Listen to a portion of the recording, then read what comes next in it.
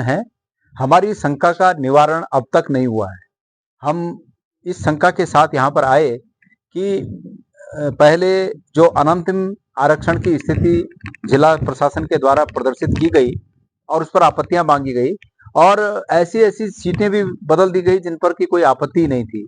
तो हम इस शंका के साथ यहाँ आए कि ये कैसे हुआ, और यहाँ आने के बाद एक अजब बात पता चली, जिलाधिकारी के माध्यम से बात पता चली कि जो अनंतिम सूची जारी हुई वो तो 10 तारीख को जो जियो जारी हुआ था उसके आधार पर हुई, लेकिन जो फाइनल हुआ वो 11 तारीख को एक दूसरा जियो आया उसके आधार पर हुआ।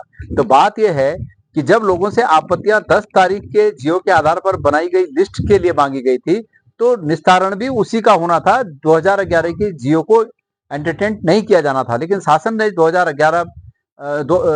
तारीख 2011 नहीं 11 तारीख को जो 10 तारीख के एवज में जो 11 तारीख को एक फिर जियो जारी किया और उसमें ये लिखा कि 10 तारीख वाली जियो को क्वेश्चन किया जाता है और अब ये 11 तारीख का जियो होगा। तो ये पूरी प्रक्रिया को रोका जाना चाहिए था और ये पूरी प्रक्रिया को दोबारा प्रारंभ किया जाना चाहिए था।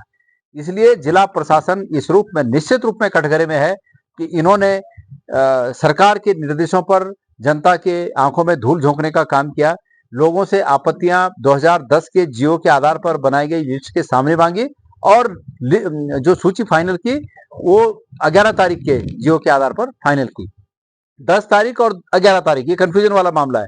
एक जियो 10 तारीख को जारी हुआ, लिस्ट उसके आधार पर बनी, और दूसरा जियो 11 तारीख को आया, इस जून की बात कर रहा हूं मैं, और लिस्ट उसके आधार पर फिर अंतिम रूप से प्रदर्शित की गई, दिखाई गई, जो कि उचित नहीं है। और अभी मैं सुन रहा था सीडीओ महोदय कह रहे थे कि मैं वहां गया और सब मेरी आपत्तियां खारिज हो गई। ऐसा नहीं है। हमने इस स्तर पर, जिला स्तर पर जो बातें हैं उन बातों को जांचने के लिए जिला स्तर पे डीपीआरओ को और सीडीओ साहब को ये मांग की है कि वो एक सत्यापित प्रतिलिपि सेंसस की हमें उपलब्ध कराएं, ताकि हम देख सकें कि इस जियो के आलोक में उनके द्वारा जो ये लिस्ट प्रदर्शित की गई है ये सही है या नहीं है। तो ये अभी जांच का विषय है, ये हम इसको जांचेंगे। लिहाजा ये तो बिल्कुल गलत है कि सरकार ने 10 तारीख को एक जियो जारी किया और फिर 11 तारीख को एक जियो जारी किया। वहां स्थिति ये बनी है कि जहां पर जो चीज उनको सूट करती है उसको मान लेने की जो इनका जो तरीका है वो उचित नहीं है। हमने इसका विरोध किया है।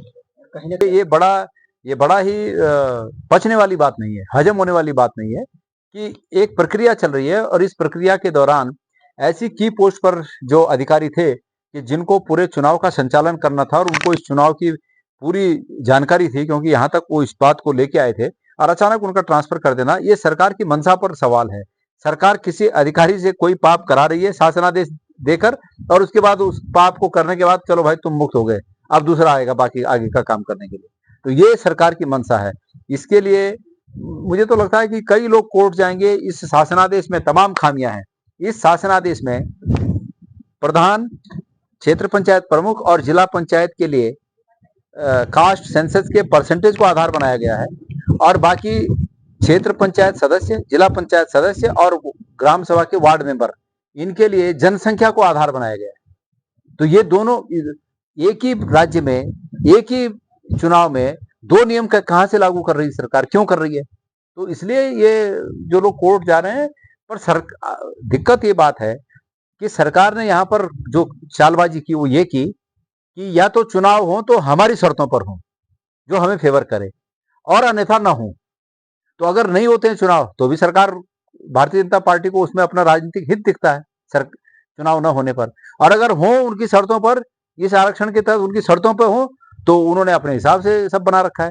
तो ये दोनों बातें वो चूंकि राजनीतिक लाभ लेने के लिए सरकार जो है अनैतिक कार्य कर रही है, ये एक्सपोज हो गई है सरकार। और मैं मानता हूं कि लोग जो कोर्ट जाएंगे तो माननीय न्यायालय इन सब पक्षों पर अपने संज्ञान लेगा और फिर आदेश देंगे।